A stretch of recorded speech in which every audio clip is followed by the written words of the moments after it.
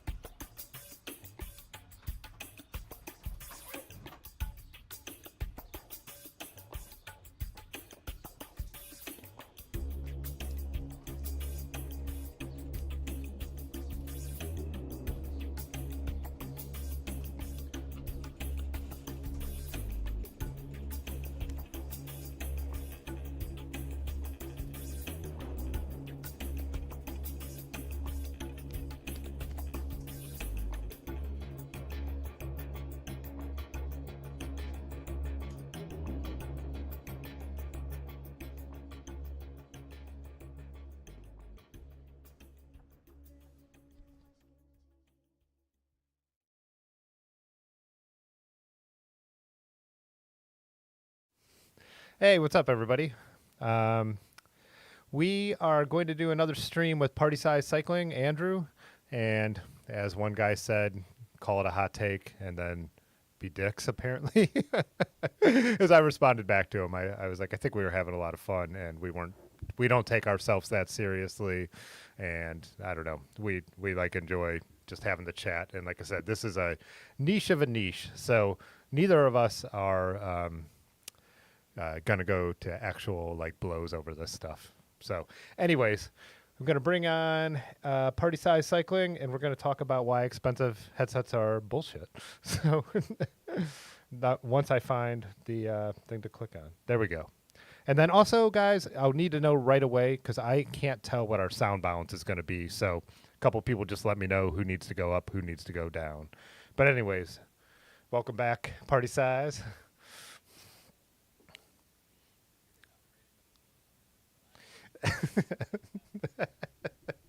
This is the most important thing in the world.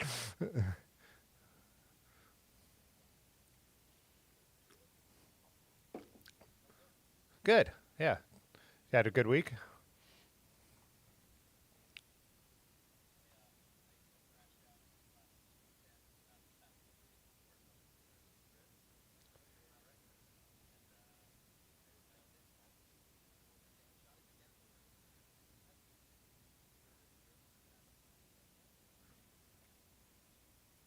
too long of a story to tell, and but it's totally my fault. But yeah, so I had a pretty nasty spill a week or so ago. But I'm hanging in there. I'm ready, but I'm ready to do battle today. So, sorry, I was adjusting some settings. So you didn't tighten a pedal down far enough, and your pedal came off when you were riding. No, it's all right. So we'll get into it. Yeah.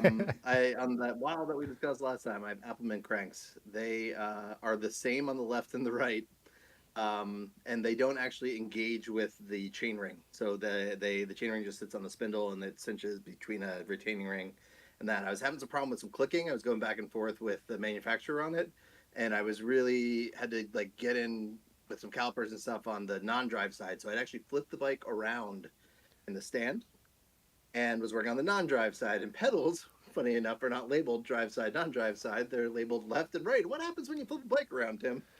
Oh, the left, yeah, stage left and stage right. So every pedal stroke I was taking was unthreading my pedal. Oh no. And I was probably going a good 17 miles an hour on the trail, and was out of the saddle in the drops, and my pedal just ripped out, and yard sale. Oh no. Yeah. It was a rough one, but I'm all right. I finished my 10 miles for the day. There was only 2 miles in, so I had to get a ride home, cleaned up my wounds, got another bike, and put another 8. So wasn't catastrophic, but everybody hear me okay?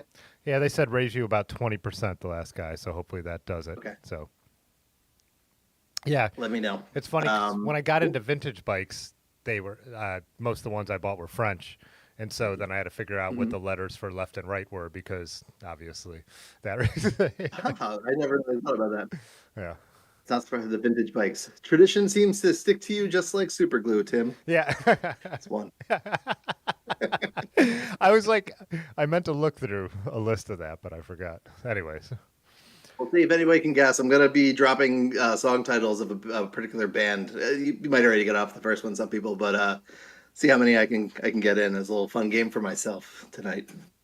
Yeah, I like it. Pudgy said he would have said to raise the volume 17%, but whatever. Okay. Anyways, so I think we are good, but you guys. Yeah. Yeah, and that's definitely what I have to do with this mic, because it's a very close mic. But so yeah, how do you want to start this off? Because this is actually a topic we're in agreement with, but I would take it even a step farther. So. Yeah. So, it's not a particular brand per se, and this is not something I'm doing a hot take just for this. This is something where people I ride with are probably sick of me complaining about. But I find that there is not a more useless part to sink money into on a bike than a headset. You're always like riding friends' bikes, and you notice things like, oh, these hubs are kind of nice. Oh, I like the sound. Oh, I like the way that this, the handling of this front end. Have you ever gotten on a friend's bike and been like, oh my God, this is the nice headset I've ever felt. Look at how smoothly I can turn it. And from the cheapest headset that you get from like a marketplace thing that's, probably been sitting around for 20 years unridden, and the headset is usually still fine. Right. So like in terms of putting money into a Chris King headset, to me, is like the silliest thing you could possibly do. That's money that you'd be especially as like a bigger person, I'm way more likely to spend that money on good brakes, because like I gotta stop. I'm going down, picking up some momentum, some inertia on that, and it's just not worth it to me. I'm curious what other people think. If people want to defend the Chris King lifestyle. One thing I said is if you just want like nice anodized bling, that's what it is to me. It's nice anodized bling, and if you want everything to match, there's tons of my friends like to match. They spend money on headset spacers and stuff like that. That's on. I'm trying to think of another part, but there's all kinds. Everyone sells boutique, different little bike parts you could put on that match your stuff, and it's just like accoutrement, like Tommy Cycles. He makes the coolest caps, and so does our buddy Yellowbird, Brian. I love them. I have some. They're more expensive than what you need as a top cap, but you're buying something from a local maker. That's cool, but it doesn't. Alex K subscribed to the add channel. Any performance to your bike in any way, in my opinion. Absolutely. And if the answer when people talked about, Alex Van like, I'm gonna pick on subscribed to Chris the King just channel. because Yeah. that's the one that sticks out, right? That we're probably gonna end up focusing on. But like, if you just said, "Oh, why'd you buy that?" If your answer is because it was blue, sure, Yeah. totally worth the extra $100 or whatever it's gonna be. But if you start going in about machined precision, you're kidding yourself. And frankly, like, yeah, oh, the durability, they'll outlast every other headset you have 4 times. I I have 40-year-old bikes that are still from the original headset and they turn just fine. The amount of rotation that you're putting on that, it's not like a bottom bracket, right? Where you're spinning that thing, and if you're not efficient with that, that makes a big difference into what you're pedaling. Your hubs, right? Those are super important for getting whatever you're putting into the bike out. But like, to have really expensive, really nice precision bearings to rotate, like, what, 5 degrees? If you're mountain biking, maybe you're turning it 10, 20. Like, that's insane. Like, you cannot tell me you can feel the difference in And that in beyond any way, that, shape, or form, or that the quality degrades. yeah, and I would say even beyond that, the leverage you get from how wide your handlebars are, so either you're riding really narrow road bars and you're a road cyclist, so you're actually not turning your bike, you're leaning to turn.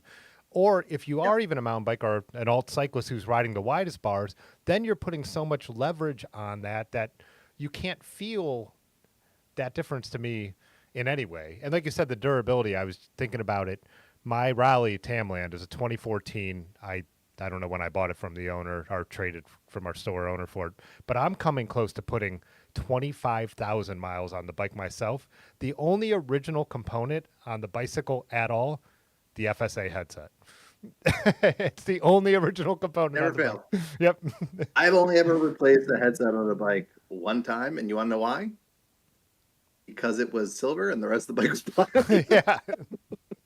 And Pudgy said, So like a $40 headset to fix that problem, money well spent. And that one had been like, that was a marketplace find that was like left out in the rains. That one did have a little bit of like, but I could have gotten it serviced, right? Or I could have gotten it dealt with it if I needed to.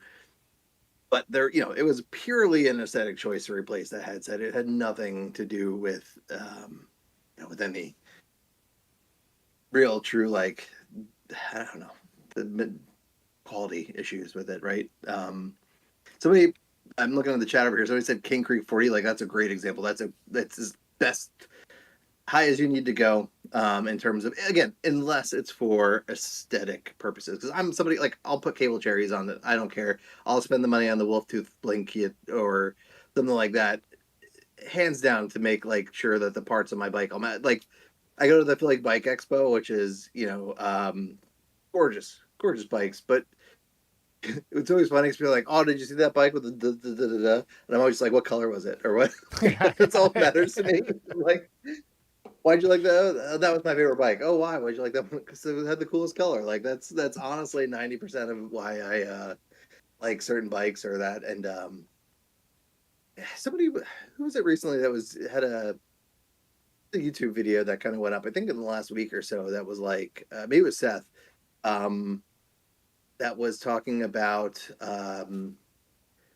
like, bike. No, it was Cade Media. It was the oh, Wild Chris. Ones podcast. They were talking about, unless you're like them and you are going from like bike to bike to bike to bike to bike, even within there, like, a lot of times, as long as the bike is like, they talk a lot about road bikes, but so they're like, if it's an endurance road bike, most endurance road bikes are gonna feel the same to the average person, and after you're on the bike for 10 minutes, you're gonna completely forget that it's this road bike and not the other road bike, right?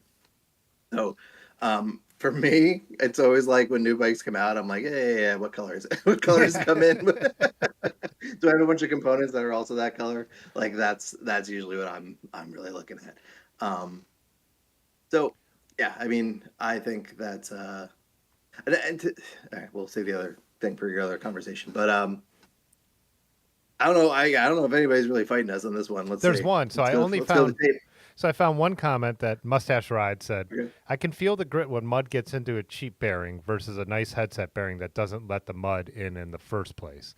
But, again, and I'll go down this road later, I don't my bike's like a nutmeg have been underwater and stuff. And I mean, I guess someone told me the gunner has a decent Cane Creek headset. I don't even know because I don't pay attention, Mm, and it was already on there. Pudgy said something about buying an American is nice, and if you're building a bike from scratch, sure. again, that's like, yeah, I get those choices. But if you're buying a stock build, I would never change the headset unless it was Oh, because of no, the no, no. color. Yeah. And then someone also mentioned But it BMX. probably also matches everything because like you're feeding into the color scheme of the bike. So if they Yeah. put a unique headset on there, you probably did it. You know, it's probably got it anyway. Someone did mention Anyway, BMX, which is not my world, and I could imagine if you're doing bar spins and landing on 8 foot yeah. jumps, that changes, but not just the headset, a bunch of components that are just completely different to what most of us like. And then I mean the quality would matter because that's going to depend on how well. I assume I've never done a bar spin. I Yeah. don't think I've ever gotten more than this high off the ground on a bike ever. But yeah, you're spinning a bar. Yeah, you want that thing to reliably come back so you don't Yeah. crash out and smash your head on the jump or whatever they're doing. I was trying to, the tricky part is I was trying to find some examples so that I could, and to preface this, right, I'm not super mechanically inclined or like really know the ins and outs of it, but it's really hard to compare headset prices because like even if you go like and look at like Wolf Tooth's site, they have headsets that are like $50 for certain things, or they have ones that are like going up in like 120 for some of those Mm. like zero ones that you need for like the fancier bikes.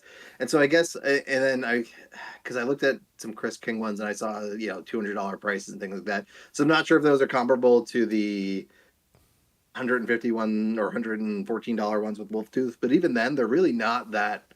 It's still a pretty significant chunk of change that you could totally upgrade a brake for that. You know what I mean? You could totally get a better one, maybe one upgrade a hub to one level higher than you would have if you didn't put that extra $70 um, into that. And and to preface everything, we can just put an asterisk because I'm saying it unless it matches the color.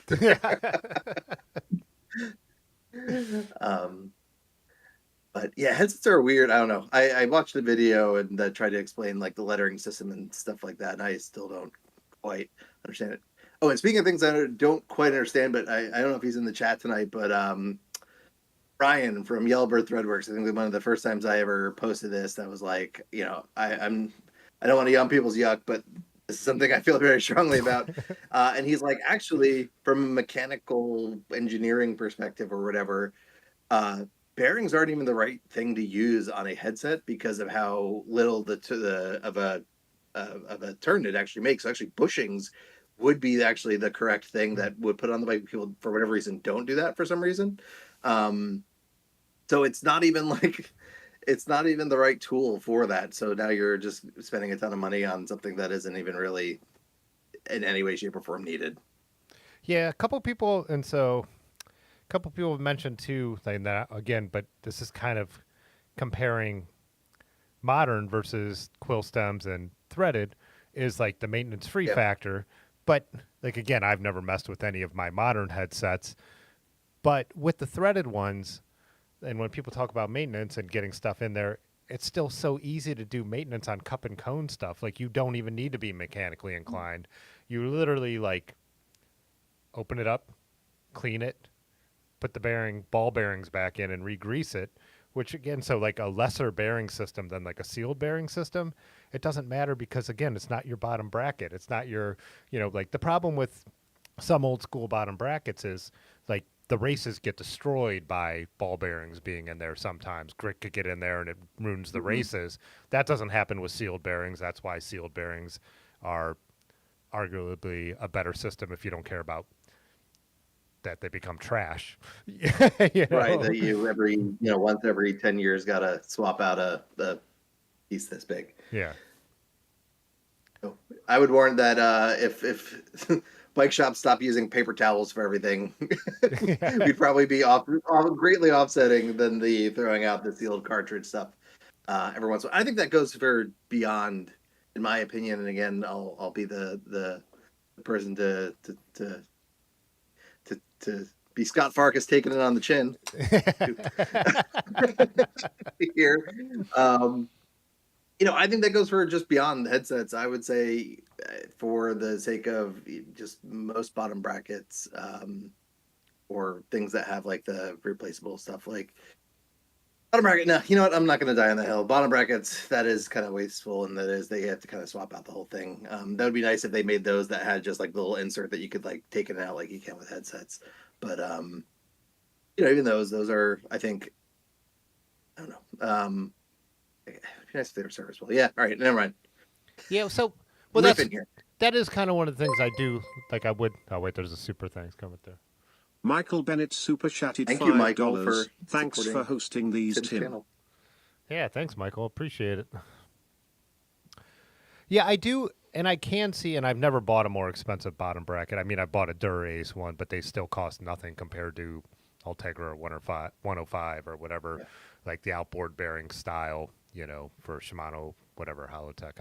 I'm not a nerd about all this stuff, but they were still cheap, and so I have thought about the fact that if I did buy like a USA made better branded bottom bracket, if it did last longer, that would matter to me more than if it spun Yeah. better, because I do not like just throwing something like that out. Whereas my vintage bikes, one of the first things I do when I buy a vintage bike is take apart the bottom bracket, clean it. If everything is nice, I just put the same ball bearings back in, repack it with grease. If not, I'll get some new ball bearings and it's good to go. And same thing happens with vintage pedals. They're cup and cone. Take them apart, put some new grease in.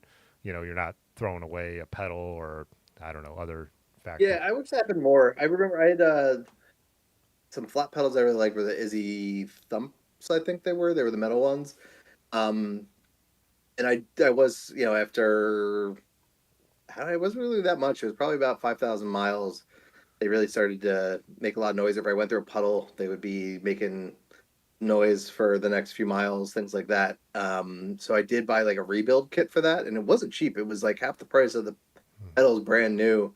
And even then, like the little things that like I don't even know, the covers and stuff like that were still kind of cheapy plastic and stuff like that. So I do wish that more pedals were a little bit more modern pedals were a little bit more rebuildable, easier. And maybe I'm just uh, not up to speed No, on if those are more available, but it's hard to find. I run Deity Blade Runners, and I love the pedals, and I have like the nice the Blade Runners are like their nice low profile metal ones, and I've had a set go on me and it was a pain. I couldn't do it myself. The bike shop finally sent it back after trying to put in the rebuild kit because the bearings are so small because the pedals are so low profile and they just stack 3 bearings on one side, and it just Oh well. yeah, it's kind of crazy. I haven't had any other ones go, but even before I go on the next tour, I'm going to take a set off a bike that I don't ride as much and put them on the bike that I'm going to be touring on just to be safe. But again, it's like, yeah, it's a pain in the ass, and and the build kits are really expensive, even though you would think that machined pedal body would be what cost all the money. But yeah. Yeah. I mean, I guess the spindles themselves are a pretty big chunk of metal that got it. Those probably going to be pretty precise too, I would imagine, to fit in there and hold the bearing in the right spot and all that good stuff. So I guess I could see why it costs a bunch, but yeah, it's not really economically viable to keep rebuilding or buying rebuild kits for modern pedals, even if they do offer them. Yeah.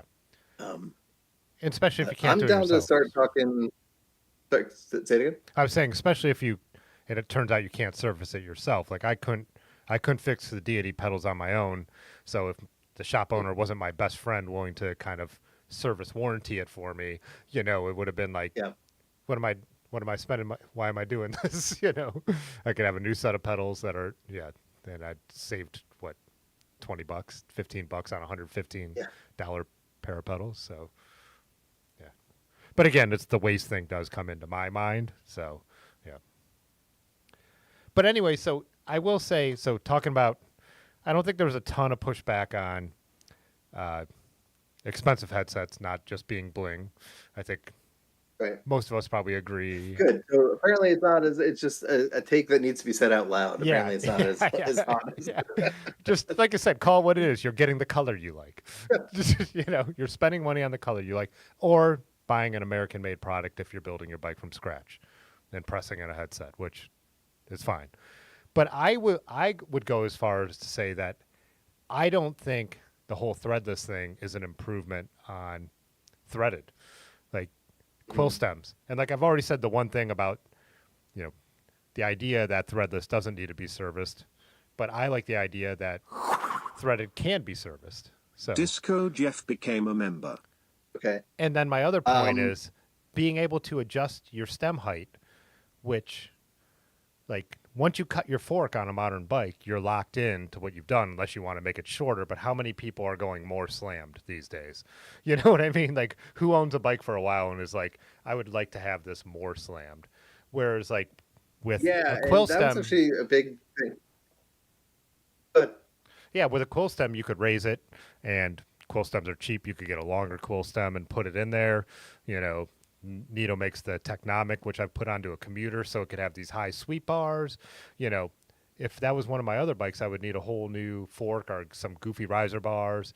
And then also, if we're going to talk aesthetics, when you put a ton of spacers on a modern bike, it looks stupid. they come in colors, Tim. Yeah. You can put different colored spacers. You can mix and match them. You can put two different. You can two-tone them. Yeah. Come on, we are talking aesthetics after all. So I will. I'll counter that with one thing, which is though kind of a problem with quill stems is that they are, I would say, a little bit more to get a decent one is going to be a little bit more costly. So, for example, to have like a range of quill stem sizes, just like kicking around, so you can swap that out, that it becomes a challenge. I think versus if they're.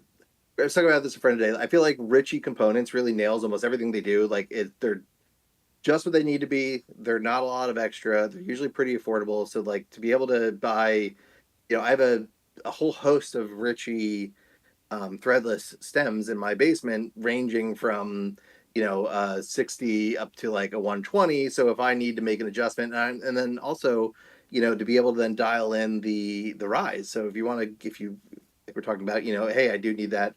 You can go and you can get a riser stem from them, which is going to give you another, the 35-degree angle ones, give you an extra good inch of stack height on that. Um, so I would counter that with you can still be pretty adjustable even Mm. if your fork is cut, I would say.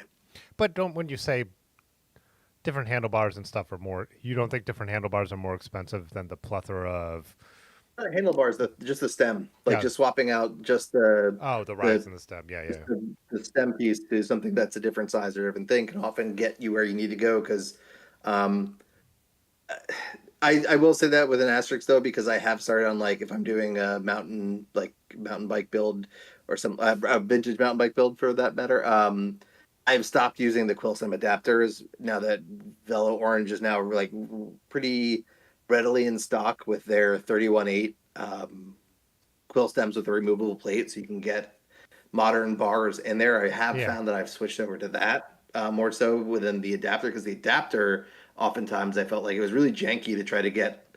It just looked crappy if you had it raised up and then you had to like kind of like maybe throw some 1 inch spaces there, very precariously placed, so it looked okay, and they didn't, but they still would like kind of flop around there, and they never really quite stayed put. So I will say that is there, but on any sort of modern bike, I've never been upset at the fact that I had a threadless system, especially when but and you said you even for like mountain biking type stuff, you're still go with the quill? No, I that's one thing I'm curious about. So I have one bike. I'm running the Happy Stem on an adapter, basically to make it Mm. work right. So it's basically a vintage mountain bike, and I've mountain biked on it. But I am kind of curious if because I'm not the most hardcore mountain biker, and I'm not doing Mm. crazy downhill stuff. So and I do wonder. I do think there probably is a point where a modern system probably has to make more sense for that. It's more robust. Whereas I think that's a benefit of quill stems is the built-in suspension if you're riding gravel, if you're doing a little vault cycling or ATB cycling. But I think at a point, quill stems could be a problem. And there have been recalls and there have been dangerous quill stems out there. There's a French brand that had slits down both sides, and one side would then break off, and then you're riding with no handlebars. So there have been issues definitely with Pivo, I think was the company, Pivot. But yeah, but I think for like I do think they're a benefit in a certain way of they are more suspension and flexy. You know, we buy expensive titanium bars or whatever we do to like add in some like hand comfort and stuff like that. So if you're not doing serious downhill stuff, I don't know where is that line. I don't know. I also ride Yeah. mountain biking on bars that are not mountain bike rated, like the Velo Orange granola bars. So who knows? You know, for me, I'm not an. Shout out Megan at the shop I used to go to, Marty's. She told me one time, she's a little, I don't know if this is a saying or not, or if it's just she said it, but it always kind of stuck with me. She's like, "Cool stems are great if you like if sorry, cool stems are great if you hate your teeth." Oh yeah. So yeah, yeah, yeah. Yeah. Yeah, I had someone say that to me about a set of carbon So bars I was using. They're like, if you keep riding, they were like from that era that's real sketchy. They're like, if you keep using those, you're mhm. going to have to get a new smile eventually. So I took that to heart and switched out for some alloy bars. But yeah, I also have to shout out Stephen Ayers, Conversation Place on Instagram, gifted a membership. Yeah, So you're the one who connected me and him. So right. yeah. Hey, and you know what? Let me throw in a little plug for good old Steve down there. So this past winter, I got to go down to Florida for the event he runs on, the Orange Blossom Gravel event. They used to call it Orange Blossom Special, but apparently the estate of Johnny Cash holds the Oh, trademark really? I didn't know that. Yeah. on that term. Yeah, so they had to change to Orange Blossom Gravel, which is OBG. So we were joking, or the OBGYN ride. If I could find something to add in that was sort of the Y and an N. Um, but yeah, so that was fun because like I don't know if I think there's a lot of really good little pockets of scenes down in Florida. You got the Tampa folks, which is where Steve's from. I went down there for the Bike Olympics he ran. Yeah. Teresa over is St. Augustine. She runs a shop over there, or I don't know if she runs it or just works at it, but it's Sprockets. But they have a really good crew called the St. Augustine Wheelers. You got the folks from Gainesville, Rock City. They're less than Jake Presman. Um, Wow. so yeah, it's a really good event.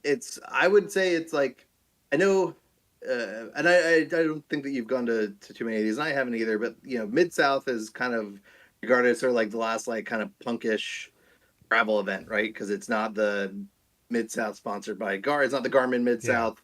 There, it's not for prize money. You know, it's still very much like run by Bobby in that bike shop, from what I can tell. But even then, it's still a bit of like a corporate chuckle fuck. Like it is still, you know, where brands are coming in, showing off stuff and doing all this. And I would compare Orange Blossom Gravel is very similar, like riding. It's that red clay dirt. It's actually probably a little bit more. I found it. We were doing it on a tandem, which Yes. it's really sandy, so it's a little bit more of a technical ride too, I would say, than that. So it's not rocky and stuff like that. But it was hard, especially with the tandems, to sort of keep the bike upright through some of the sandier spots. We actually jackknifed the tandem quite a few times, and Miggy and I were doing that ride. But I would say, you know, if you're looking for something that to, you know, it's 150 people. It's run at a really cool hotel down there.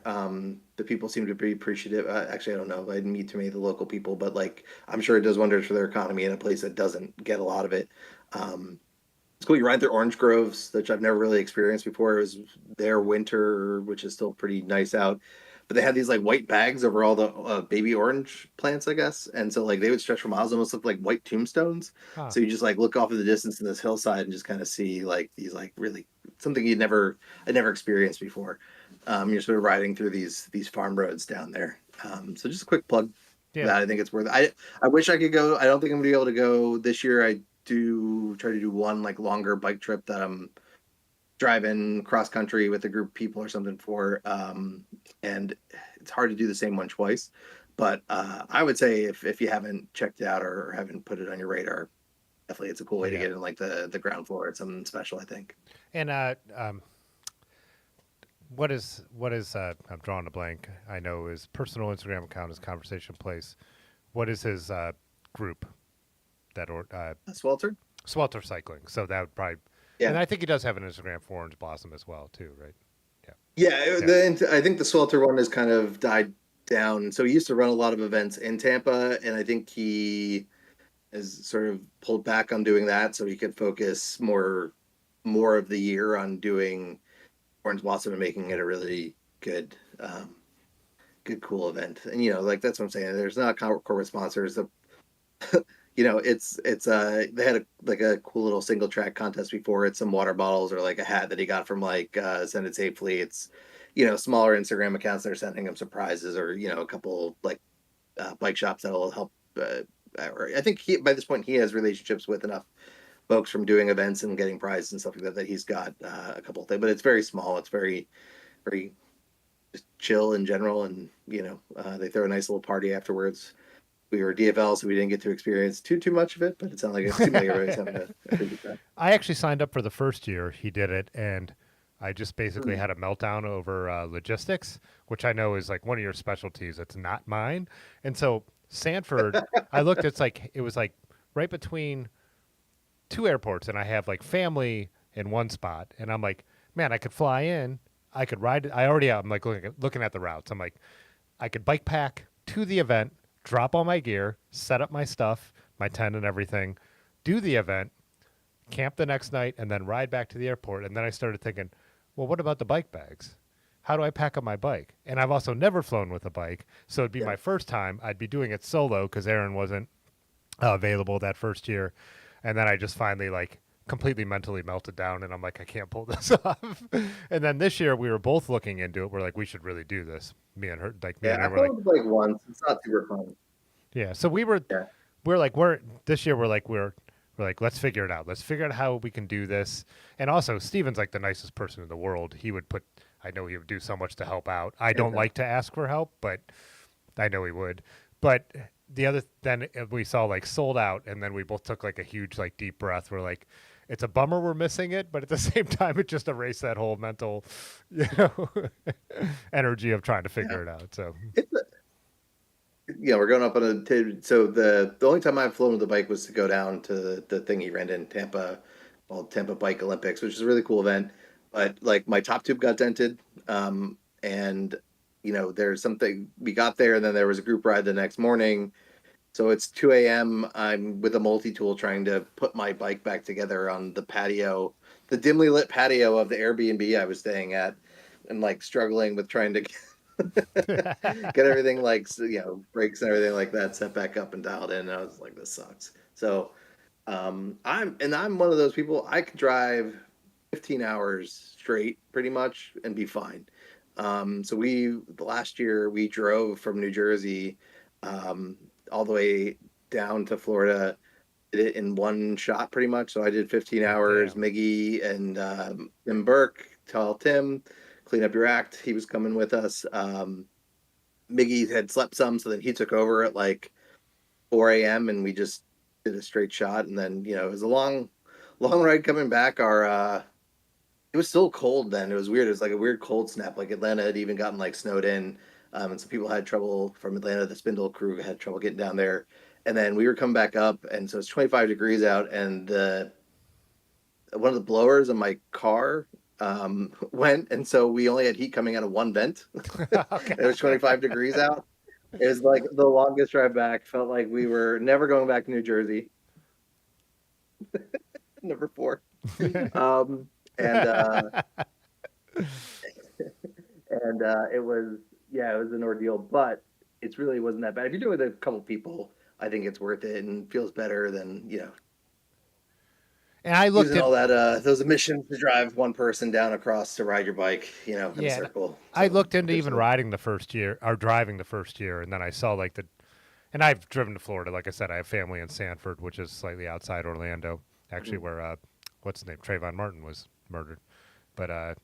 anyways, yeah, they're between Lake Mary and Sanford down there. So I'm like, I looked into that, stopping halfway, getting a bike ride in, to stretch my legs, driving the rest of the way, and then, man, I'm like, that's 4 days at least of driving, and it's the same thing. It's like then work, like jobs were encroaching, whatever. I just didn't pull it off. But yeah, I just need to, I don't know, go down with a group, like you said. Like even Yeah. someone mentioned Amtrak down the East Coast is okay for going to Florida.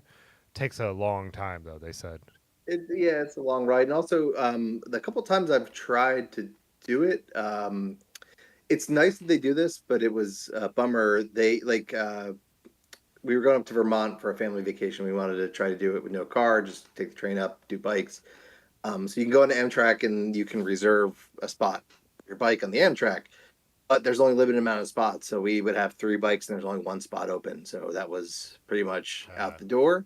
Um, so I think that's sort of a challenge too, is you're not guaranteed. And if you just show up and try to do it, you might not get your bike on. And I think that happened to, we talked a little bit about them, but Action Wheels, there was a ride that was like Pittsburgh to Philadelphia, and they were supposed to take an Amtrak out there and ride back, but they couldn't get their bike on the train, so they ended up riding from Philadelphia to Pittsburgh or something, or from Lehigh Valley to Pittsburgh. I forget what the story was, Yeah. but yeah, like you can get screwed, I think, if you're just relying on it. I know some people that have done it. Maybe West Coast seems to be maybe a little bit better at it. I noticed when um, we took a trip to like a friend's wedding. We flew into San Francisco, did a weekend up there, and then had to take the train down to Santa Barbara. It's like a 9-hour train ride. When I got off the train there, I saw a ton of people getting off with bikes, which is cool. Because they have good, kind of mountain bikey stuff and bike packing routes and stuff that are all around there in the hills. Um, so I think, yeah, maybe West Coast has it more down, but here on the East Coast, I don't know that it's as easy as just like hopping on or not. I could be wrong. Let's see what the chat has to say on that. Yeah, Little Snarf did say I'd reserved mine weeks/months ahead of time. So, yeah, and I also we've done the Gap in C&O and we did the bike thing, and it was right after the pandemic, and they had just added the bike car, the full bike car back. But you reserve it. You have to, if you're going from Pittsburgh, you have to call in the middle of the night because that's the only time trains leave from there. And the whole, Yeah. it's a little bit of a nerve-wracking hassle, but it was like fine when we got there, and like they hung up the bikes they could. If there were extra people, they laid them on the ground. But the Gap in C&O, I think that line is, it's known. Used to it. Yeah, it's not Yeah. just the one that other people are commuting on, so it's a different Right. story there. So just like we have a scenic railroad in the valley, it's the bike aboard is $2. You don't worry about whether there's a spot, but that's not the same. Yeah, you don't want to plan a trip around not knowing if your bike could go on the train. Or then you get there and then can't get on the train to get home, right? Mhm. Like, how miserable would that be? Yeah.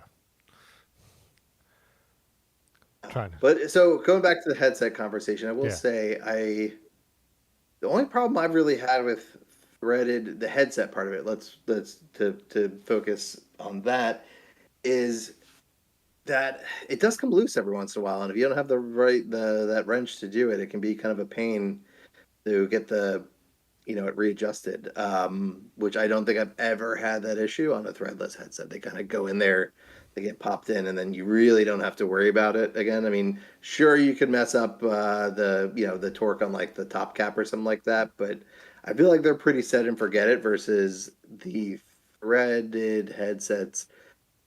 Again, the bearings and all that stuff, yeah, it's totally fine. But like the actual just this weekend actually, so the two bikes with that I ride regularly with threaded, and one of them I showed up, dusted off, hadn't ridden in a little bit, but everything else seemed to be working on it fine. Got there and like noticed in the parking lot that my hand, I was like, is my wheel loose? Like, is my quick axle not on? What's going on? And it was, oh nope, the whatever the locking thing Lock that you nut, spin yeah. or whatever Yeah. had kind of come loose, and nobody had a tool. So I just had to keep like I'm riding and tightening by hand. We're doing it's pretty big descents, and like everything's just screaming. I'm like, please don't Yeah. just like come loose and The good send thing me off is, the front of the bike. the good thing is technically the bar should stay in there based on the fact that it's the way the plug is going through. That is what Yeah, it's I'm really just worried holding. my size, Yeah. but like I'm gonna be going down a hill and like literally like the stem's gonna rip through the head tube or something. Yeah. I don't know how physics work, That but it technically was shouldn't not happen, but fun. I have a Viscount that would happen on. And what I realized is I had taken the reflector off, and the reflector was acting as a spacer because it was in there. Oh, So then when I started taking my reflectors off vintage bikes, what I was doing is I would take a cutting wheel and I would grind them off and smooth them out and turn them into spacers, because sometimes they're actually taking up needed slack with where the lock ring and the lock nut goes on to a threaded headset. So and not take us in another direction. I had a weird situation last year. A friend of mine who's not into bikes found like a Peugeot mountain bike, actually a really cool paint job, but it was in bad shape. And he was like, "Hey, can you like yeah, bring it over? We'll take a look at it and see. We were getting everything done, and there was like a reflector in the back. And of course, the first thing I did was like grab that and threw it right in Yeah.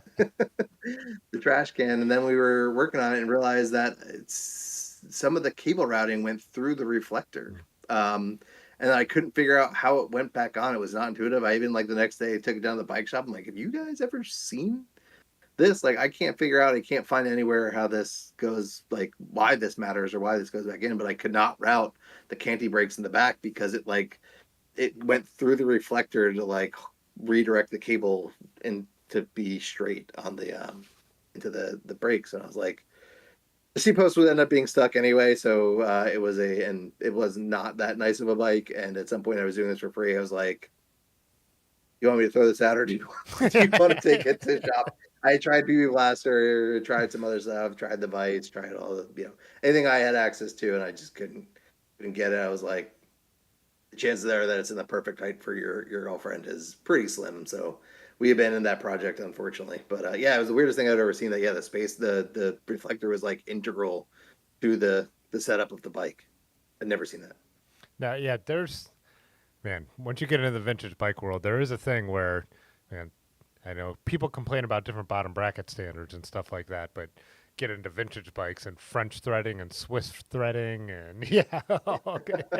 And the little different nuances and size. I have some bikes that have like, I've literally cut beer cans and like put it down into the seat post because even though it's the right seat post, I know it's the right frame, whatever, it didn't work. And so, yeah, so it's one of those things. Tolerances weren't that good back then either. That's part of the thing too. I remember I had a set of old wheels on my Schwinn Continental that were not quite right, and so you can never seat the tire. There was actually, so it's funny, it's kind of come full circle. The guy I used to take it to ended up working at the shop down the street now, but he doesn't remember me, but I remember him because he was the only person that could ever get my tire seated. I had to like literally drop the wheel off with him overnight, and he'd do his magic, and it wasn't easy. He was never thrilled about doing it, but he eventually got it back on. I used to pop tires on the thing all the time, so I eventually gave up that bike. That's one of the big reasons we were talking last week about like kind of switching over to newer bikes.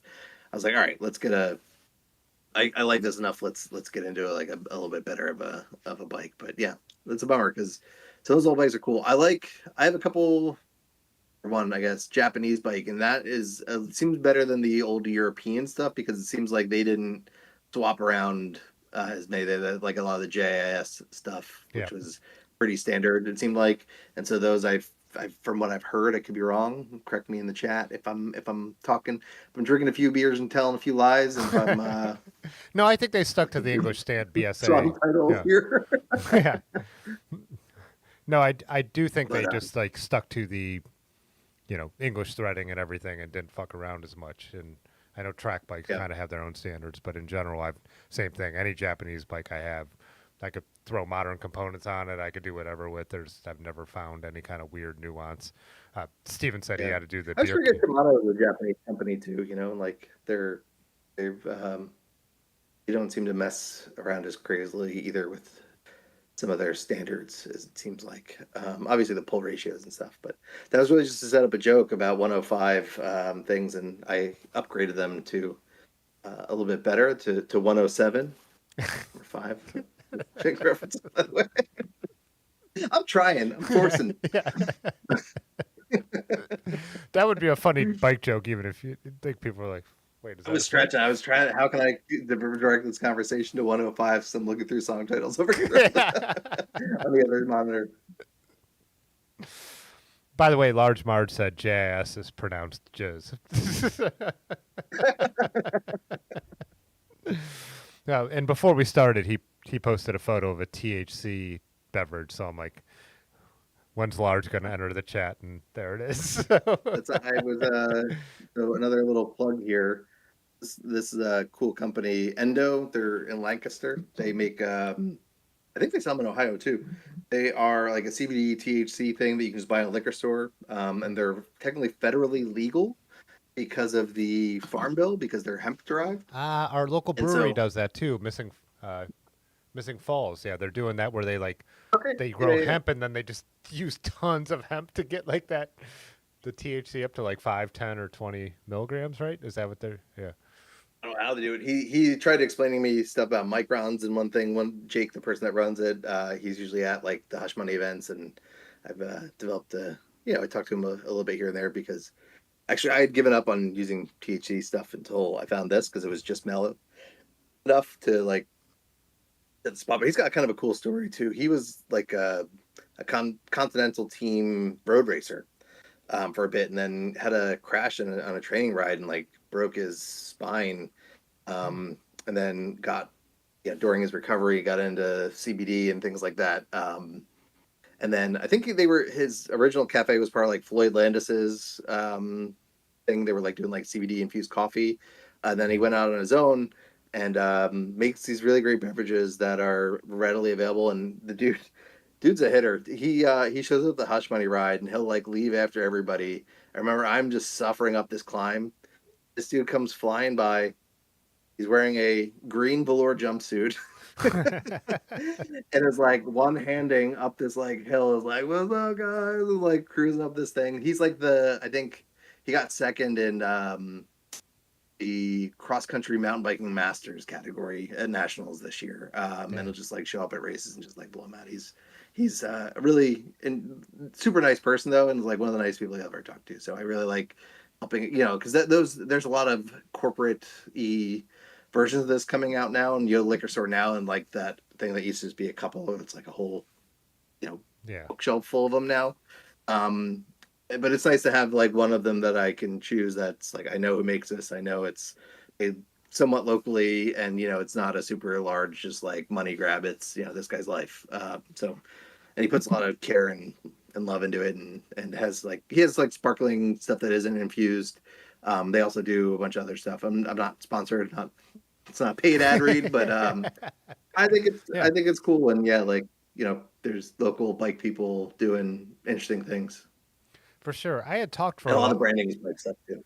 I had talked for a while about adding an element to my website that I could share where it's like, and it was kind of inspired by Mr. Natty, and it's like soaps and like,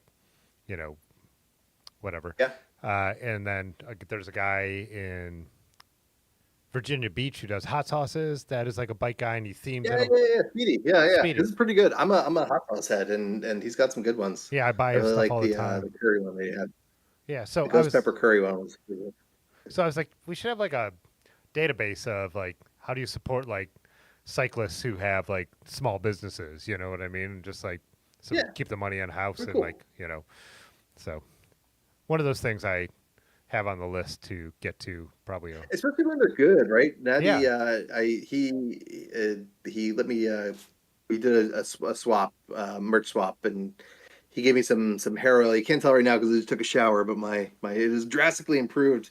I went, once I started having long hair, I was really dealing with a bunch of bullshit, and I don't know anything about this. And he was like, "Oh, mate, this is what you need," and gave me a little swap. He hooked me up, and it's been great. I've been using my beard too.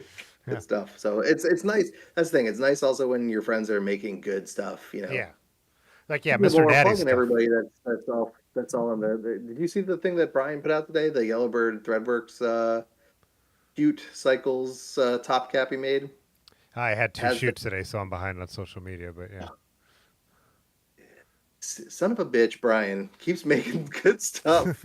I have so many of the things that every time he comes out, I'm like, oh, it was done spending money with you, but every time he comes out with something, it's good.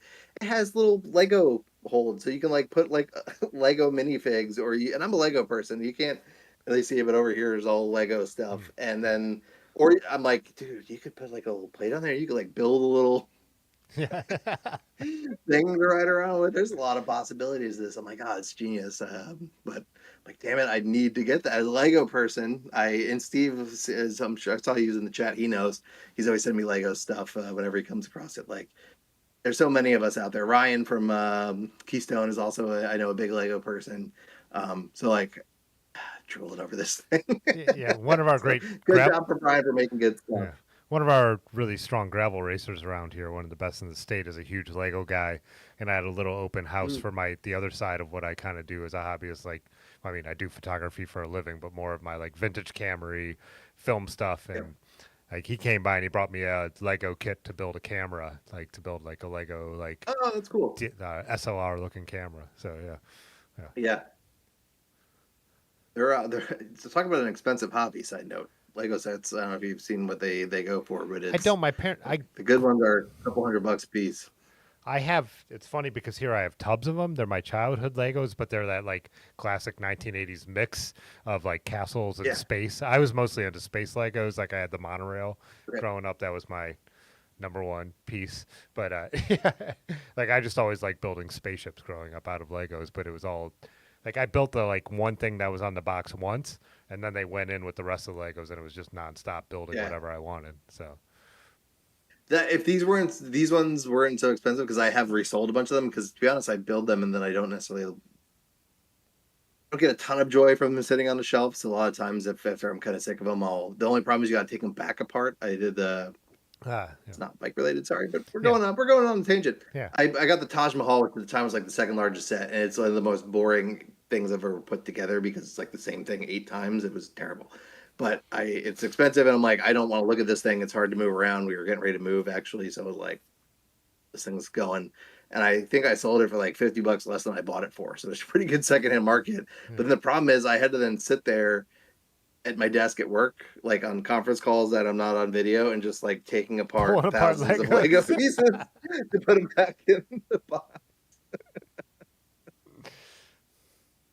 Yeah. Do they make? Is there any bike Lego sets? Have you? Is there any like cycling related?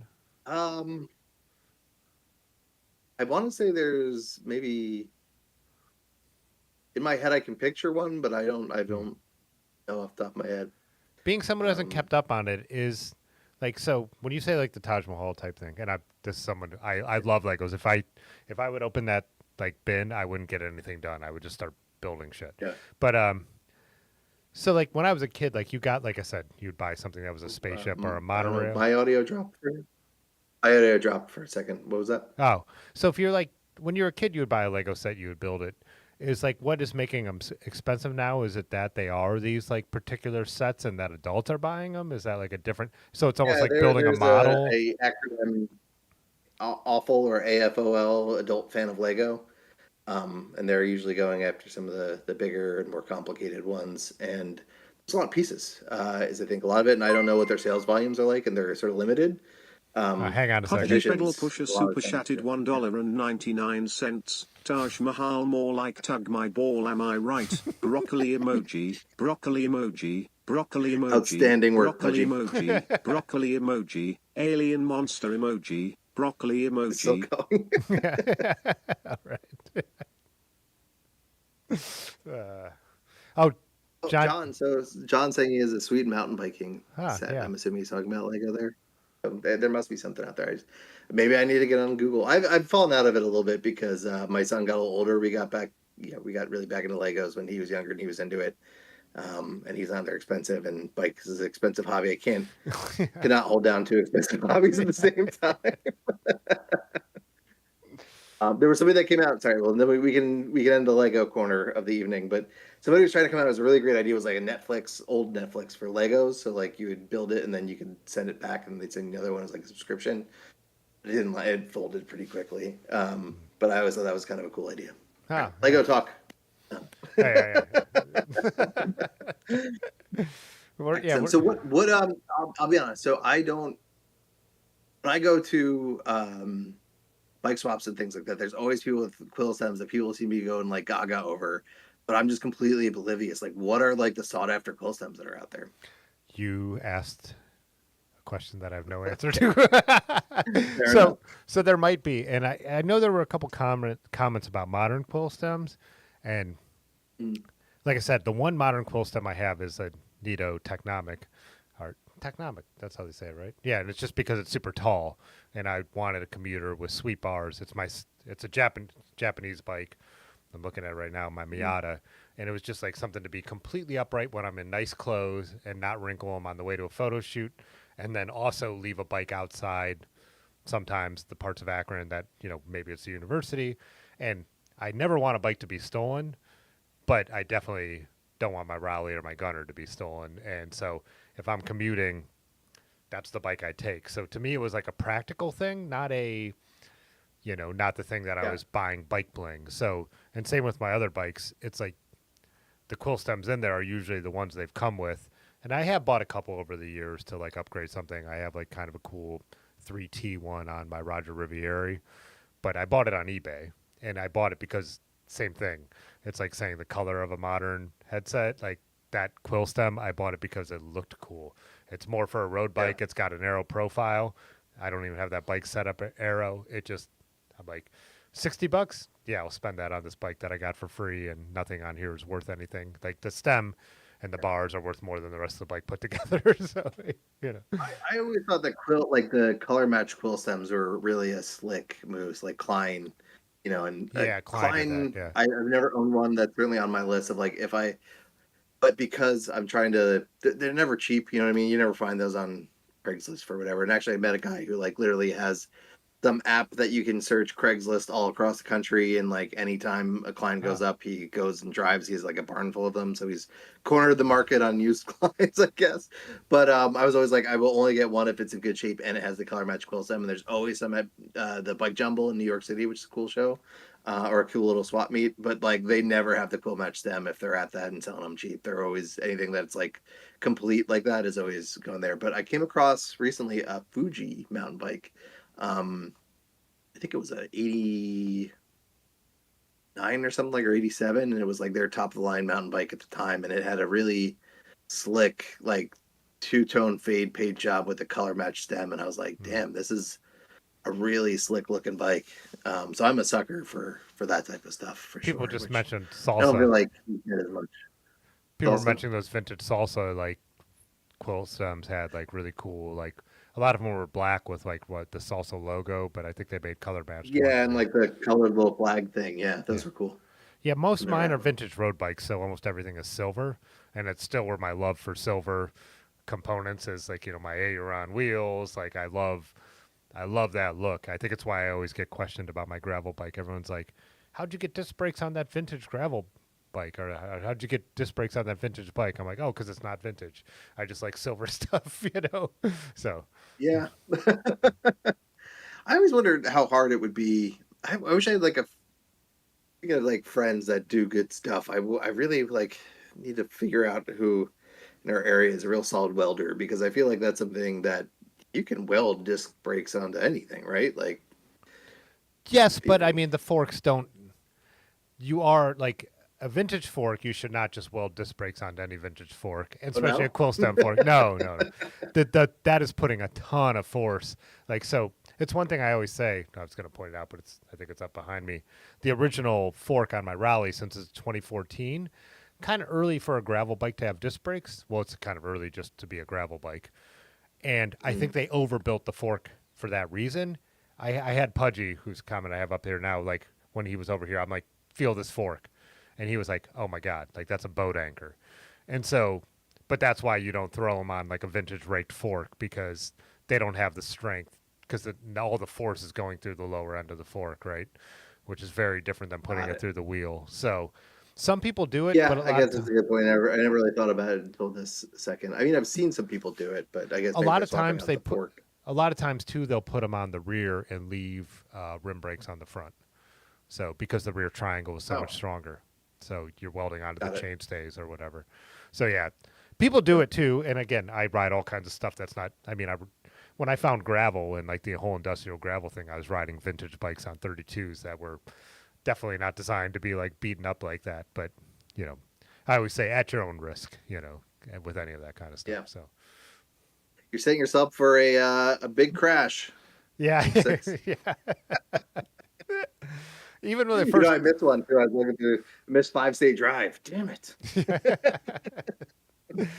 even when I first Then started seven. building up vintage bikes, tearing them down and rebuilding them, the first ride I would like go around my parking lot all gingerly. I'm like, I know what I did was fine, and then I'd go out and have a few beers, and then I'm just slamming the thing over gravel, no cares in the world. So, Yeah. Wizard makes Yeah. pretty braised stems too. Huh. Say it again. Naptown Chris said Wizard makes pretty braised stems too. So That's a British company, right? yeah, I think so. Or am I off on that? I think they were at Philly Bike Expo at least one year. They had a.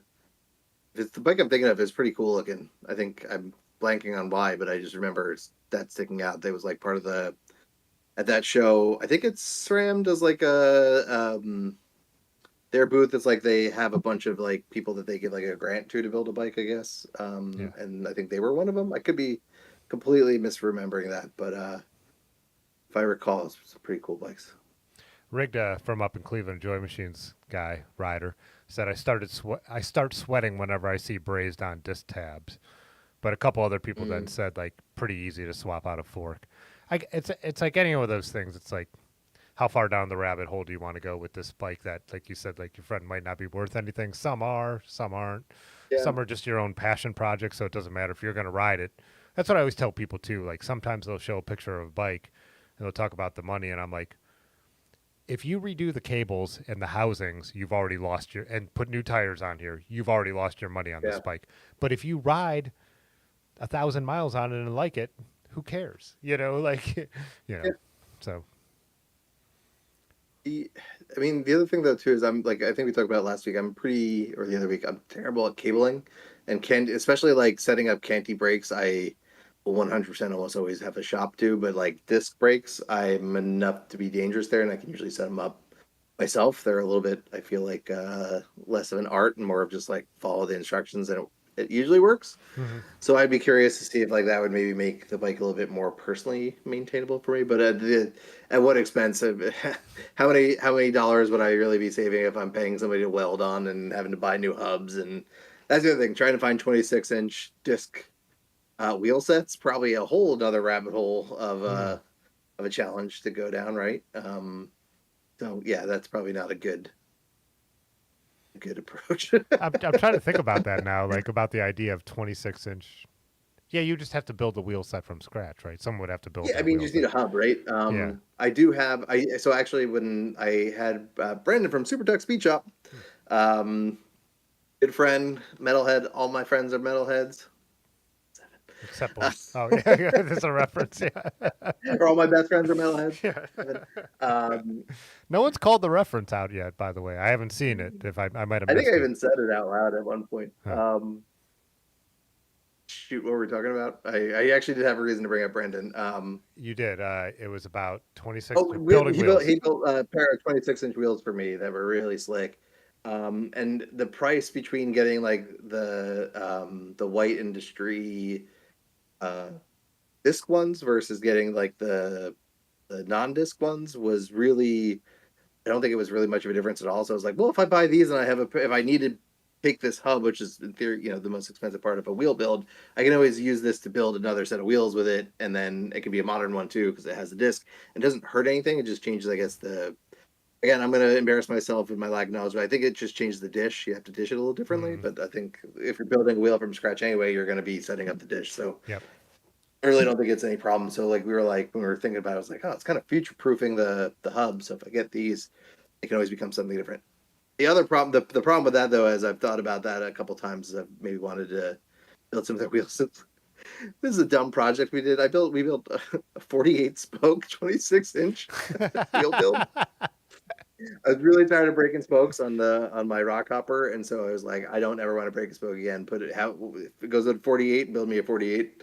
And dude, it has caused so many problems. Like the pump head barely fits between the spokes, and on my car rack, I had the one where you have to like ratchet down the back wheel. Like the ratchet it has to be absolutely in there perfect to get between the spokes and maintenance. Are you kidding? Like lubing and tightening 48 spokes is insane. So it was a bad idea, but they kind of look cool. They're like Cadillac rims.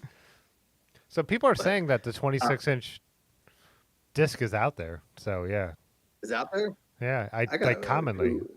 I guess my Huh. whole thing too is like, if I'm riding 26-inch, I'm riding vintage. I'm not buying new wheel sets. Yeah, So I don't think I'm going out and buying a new 26. I've got I'm like literally looking at a stack of 20 decent 26-inch wheel sets just like against the wall. So people like give them to me. Good point. Velocity blunts Yeah. 26 are disc only. So Oh, I didn't even know Velocity. well, but I Yeah, guess is that a rim? That's just a rim, though, right? That's not necessarily a yeah, wheel. yeah, I mean, you can buy the wheel from them, but that's just they're lacing a hub to it, right? yeah, So it's really the hub that matters. yeah. Right. Yeah. Yeah. two absolute experts giving a definitive opinion. Yeah. This like not hot take, but like weird take thing would be no fun if I actually knew what I was talking Yeah, about. yeah. We were sitting here one night. It was me and Brad Visker, funny Brad, as they know him on here. But Mhm. and Sure. we were talking about like carbon wheels, and we had like gone on for like 10 minutes, and then Dylan was like, "I don't think you guys know what you're talking about when it comes to carbon rims." And we're like, "Oh yeah, no, but we don't." No. And one carbon component.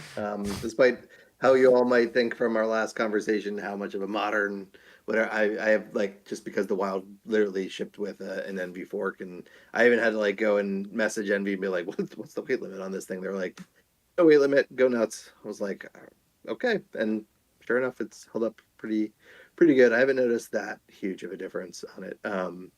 But speaking of Bradley though, Bradley Cordero, I know he's going out to do the Trail Divide, Oh the really? Tour Divide soon. Yeah, he's been training for it. I know. And Oh also, his nice. band just put out a new single, which is very good. I believe the whole album, from what I've heard, is pretty rocking. So Oh go nice. check that. It's Sainthood Reps, I think, is the name of his band. I don't know if he's on tonight, but he plays drums with them. And one of those things where your friend sends you his band, and I was like, oh yeah, cool. And I was like, damn, this is good. This is another thing, friend doing an actually Yeah. good thing that I don't have to pretend like, oh yeah, it's Yeah, great. yeah, I really like the guitar tone. Yeah, We used to always say at live shows, "It's like I really like the drummer." That was always the like I didn't like your band line, oh yeah. There because you go. you know. But yeah, Pretty nice of him. I didn't know he was doing the tour ride. That's awesome. When is that? Is that are we a couple weeks off from that or? I think so, right? Yeah. I don't know if he's in the chat, but he, yeah, I talked to him a little bit about at Gunks, and he's been doing like not even just bike training, like a lot of like weight training and stuff like that, because there's Hmm. still a lot of carrying your bike and things like that, and just general fitness. So I know he's been working really hard at getting that going. Last I talked to him, then he was still a go. So Nice. I always love good that. luck. I've really like come to love that because I'll follow like the updates on like the people who are like actually racing it.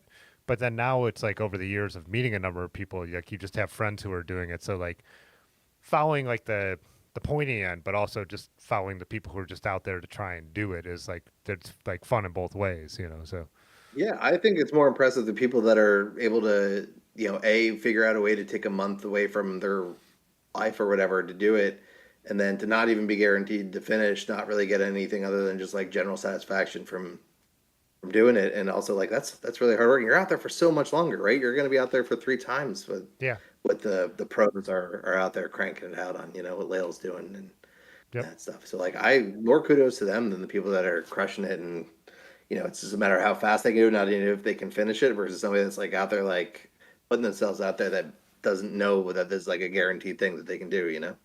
I've thought about that and like they're all saying it starts on Friday, by the way. So this Friday. Okay.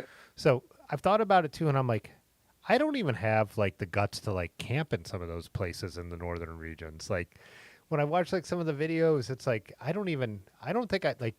I mean, you literally have to worry about true wildlife, not just like, Yeah. you It know, is not adventure light, like I think Ron said at the one nutmeg, right? Like this is real adventure. This is real risky stuff, and you can put yourself out in the middle of nowhere and then have a problem, right? And that's like real. How do you get back? You're in yeah, mountains and stuff like that. You're with temperatures things. So yeah, um, coyotes, wolves, bears, like, yeah, I yeah, mean, and grizzly bears are like we have black bears out here. I'm sure you guys do too. yeah, They're not really. Every once in a while you hear something, but like grizzlies are no joke. That always scared me about trying to go out west coast and doing anything. yeah, yeah, and Oh, you're eating. I would definitely Bears have. always eat the fat guy, Tim. That's what I always said when you're like on any kind of hike or bike ride, and it's like, long as I'm not the slowest, you know. So, Yeah, that's the science of selling yourself short. yeah.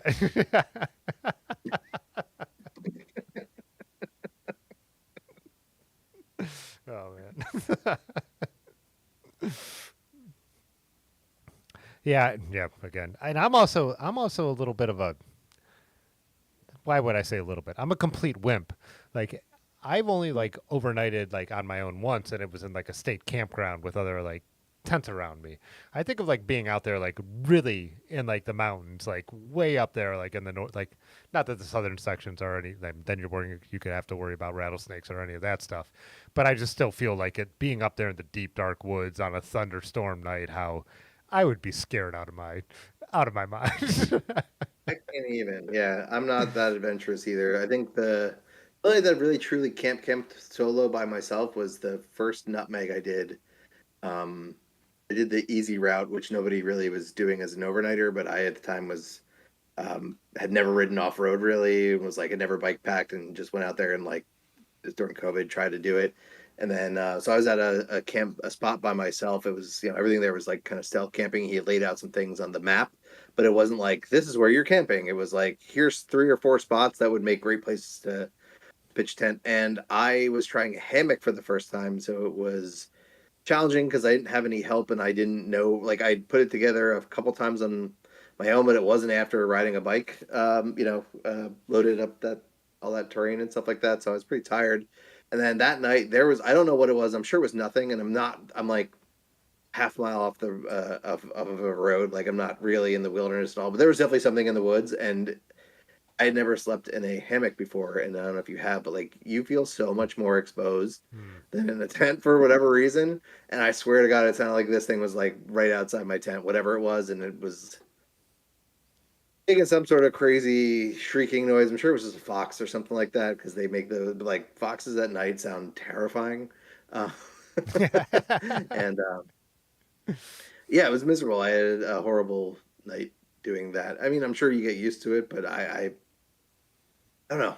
I'm from the city. Even then, I had to call my wife on and talk to her first, so I just had somebody to like talk to while I was falling asleep. Yeah, yeah, yeah. I'm from the city, and even our national, like we have a national park 10 miles from here that I Mhm. ride through all the time, but it's an urban national park. It is nature, but it's a place that was once clear cut. You know what I mean? It used to be the highway, it was the canal. Yeah. So it's just like I'm not really from like as much as I love the outdoors, I'm not really from like the true outdoors. I don't have that in me. Yeah. I've never gutted a fish Where or are you all going for a Swift camp out? Are you doing that? yeah, so we pivoted because we ended up doing what we normally do for Swift Camp Out when we were going to do the Joy Machines Camp Out, but they were kind of overbooked. Mhm. And Alex said it was still cool, the owner, and we were like, you know what, this is for their customers. If they have limited space, we love hanging out with them, but let them do their thing. And so we basically, Mhm. it was Memorial Day weekend, too late to book campground, so we did our kind of private property camp out to Ben's parents' house. So we're looking around, we're trying to figure something out, but we leave on Saturday at 4 when the bike shop closes, so our range is limited. And then I just Okay. found a family campground that we're going to go head out to.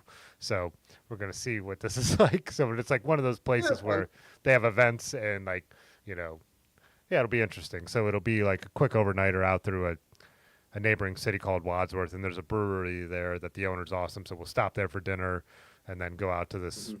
campground and then decide what we want to do the next day. So yeah, so it'll be different. I mean, yeah, see how it goes. But Any camp out is exciting, frankly. yeah, I'm looking forward to it. And it's always our shakedown ride because the next week we go on our Yeah, I watched your video today. That was a good point oh yeah about shaking it down and figuring it out. I always say I'm going to do that at a time, and it's always like 2 days before. I'm like, shit, yeah where is everything? yeah. I'm Yeah, going. I'm going to try the Bagman this year, though. I just got that at a swap meet, and Oh yeah yeah it looks pretty promising. I think we talked about that, but yeah, yeah. I'm going to try to figure out how to make that work, and maybe not have to run bags on the fork this year. We'll see. Yeah, I'm gonna go back to doing. I will do like throw my rack on and do the front two panniers, and then a Swift.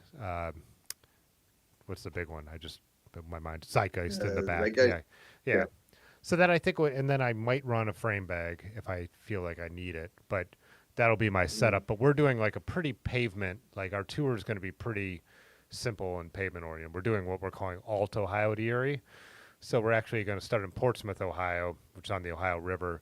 It's where the canal Mhm. that we ride here all the time ended, and we've none of us have ever been in the. It's the Scioto River Valley, so we're going to go up through a bunch of like towns, like some that I've never. They're not even tiny. I've never even heard of. So it's like, Huh. so it'll be like, but then we'll cut across to Dayton, which is like kind of known, and then up and cut across the Yeah. state the other way. So it'll be interesting. It'll be almost all new roads for us, but more chill because the last few years we've done like pretty challenging bike tours, Yeah, and you gotta put yourself out there on some question like, yeah, are we gonna make it? yeah. I was like Not literally, are you gonna make it, but like, are we making it in time? yeah, Type of rides. I've been and like people cutting it one of those. short and stuff like that. So this year we're like, let's have a little bit more of a vacation again. Like like let's go sit at the brewery before we hit the campsite, eat dinner, have a couple beers, get there, set up. So I like both elements of it, but when you have a mixed group, to turn it more into a vacation is also a lot of fun. To be like, we're seeing all new stuff. We're still doing long days, but we're all going to get to the end together without some kind of outside catastrophe, So Yeah, there's something nice about being done riding at 3 o'clock and hanging out and doing the like a relaxing camp and rushing to try to get everything done. And I think anytime you put stuff on your bike and go camping, like think of what small of a percentage of the population has ever done this, right? And hmm like yeah, we're like, oh, that's too simple of a rail trail or a simple road. Out of here, like yeah. I've that's said that. still I've said it before. the average person the craziest thing ever. There's no prize for roughing it the most. Like Yeah. I appreciate people who do it. Like we're just talking about the Tour Divide. Like I'm impressed, but like Mhm. if you have like 1 week a year to like take a full on vacation and you want to sleep in a hotel room, I'm not gonna judge you. Like if you want to like go credit card touring, like awesome. Like I don't like I when people like get like there's no prize for roughing it. Is all so Yeah. I've actually never. I mean, I haven't done that many tours or overnights. I'm not like it's from this conversation. I'm sure you've been able to figure that out. But I would like to try just as again, like we were talking about, to just try everything. I've never done a credit card tour. I've never done a thing mm, where you didn't have to bring like your whole sleeping setup, and I feel like it would kind of be simplify things quite a bit. I mean, the challenge then is you don't have the option to just go stealth camp if the day goes yeah. sideways. But um, you know, just see how it goes. Like, I will say what I'm not interested in doing. You guys have done the Cap and Casino, but like we kept coming across people that were on more formal, like they paid for a service, like Oh so they yeah, would yeah, meet at a certain place at a certain time. And we're talking to them. It's like, well, the problem is this day they're picking you up here, but we got there and we felt like we could have ridden another 30 miles and been fine, but we had to kind of stop there. And then there were some other stretches that were a little bit longer than they would have wanted to do. So it's nice that somebody else plans your Matt Ford itinerary, super chatted but $2. then you don't Trophy have the emoji. Congrats on roughing flexibility. it So the they were sort of least. jealous of us that we were camping, um, because they were like, oh, you guys just stop, especially once you get the CNO, right? Because you got the yeah. campsites every 4 miles. They're like, oh, it's so nice to just be able to ride until you are content riding and then stop whenever you want. Like, can't beat it. So we're like a mix between the two. So we've never had anyone organize it. We've always planned it completely ourselves outside of the 1 year when Nutmeg was a bike camping one. But Right. but we always have our destinations booked. Like looking back doing the CNO now that I saw those sites being open because we tend to roll in late and like stay up like in the morning we don't get going super fast. So I was worried they would all book up. And now that I saw it, if I ever did the Gap and CNO again, I would not plan the CNO stops ahead of time. I would just stop at one of those every 10-mile sites. And if one's Yeah. booked, you go 10 more miles, or even there's space at some of those to be like, if it's one guy, like, hey, do you care? We're whatever. But we usually do pick our destinations. So we are going to get where we're going. But like I said, when we have had hardships, we've definitely called an audible. Like when we were in Michigan, we didn't get to our spot, a couple nights. And we're Yeah. like, we're just without our phones looking up where can we camp? Do we stealth camp? Whatever. So yeah, we're kind of like halfway in between on that kind of thing. But yeah, the organized thing, like the photographer who used to work at the studio with me when I first bought it, Mhm. she retired to ride across the country on an organized trip, and she always does organized trips. And so they like had a thing where one person cooks every night, and like you get the supplies. And she said it turned out it was like a bunch of adult babies, and it was horrible. And they bailed out at like where her family lives in Tennessee, and just stopped there, and then rode back to Ohio. And Yeah. yeah, so because one of the most common questions I get on the channel is always about, are you ever going to do RAGBRAI? And Sure. people love it as like a life changing experience, and I get it, and and I get that they meet lots of interesting people, but I'm like, we're really good at planning, and when I go on vacation, I really want to do it with like my close friends. It's like in my mind, it's like renting a beach house. You do that with the people you want to spend the week on the beach with, right? Yeah. And that's what my My bike tours to me are in the summer. And it's like I do Nutmeg and I do Hodag and I do stuff where you're in a broader group. But when it comes to like a week long thing for me, it's like I'm not trying to spend a week with, an organized thing with a bunch of strangers, and I'm not Mhm. looking down on that because this is the internet. So if I say this, everyone's like, "Oh, you hate Ragbri." I'm like, no. I'm just saying, like for me, it's like we're good at planning, we're good at organizing when it comes to this kind of thing. So Yeah, but I feel like Ragbri is one of those things you got to do, like just one time. It's I don't know the sense I get of like everybody that's had it has had such and I think they range the spectrum for people that are doing this a decent amount of people that yeah we're really appreciative of kind of having everything planned out for you and you can kind of stop and get a sag to the next stop if you really want or you're not having a good day or whatever. So it really is just like a pretty easy thing to pick up and do. But I don't know. I think it's one of those just like say you did it, have the experience, have that like common bond with people that have also done. Because you're right. Because hmm, like everybody that does it, I don't think I've ever really heard of a person having a bad time I at haven't Ragbri. either. I think Yeah. like one or two people like had like some heat exhaustion issues, something like that. There was like something or like I got sick or something like that, and maybe they didn't have a good time. But people that have just like done it, everybody seems to rave about it. So 10 million Elvis fans can't be wrong, or whatever the saying is. And also Not like listen, not listen. also an entry point into learning how to bike tour, having someone plan it for you makes sense. I think what is that?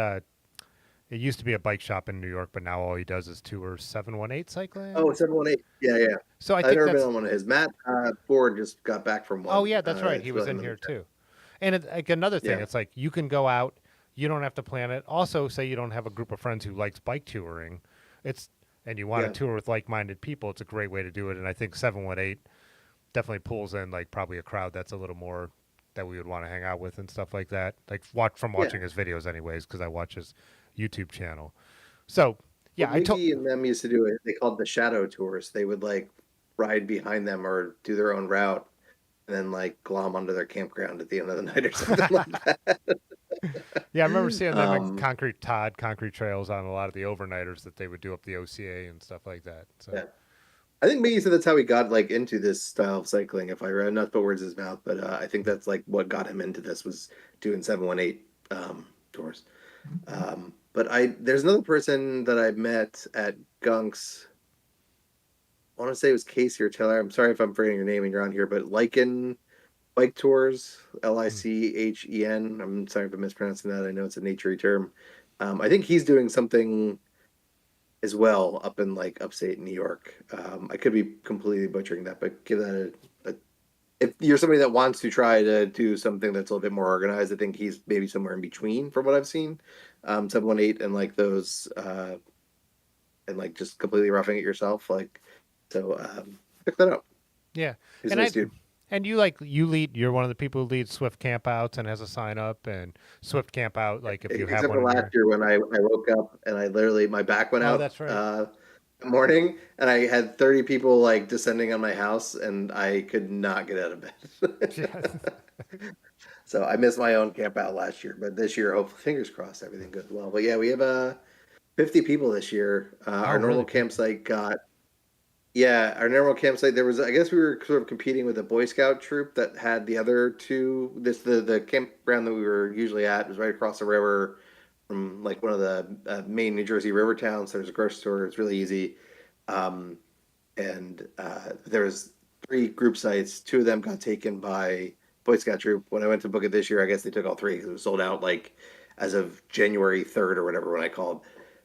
So we had to move it to another place in the area. So there's it's a little bit more challenging, but it's still pretty easy. And we team up with Action Wheels, who's on the PA side. So they do a route, we do a route, and we kind of all converge on the camp out and have a good time.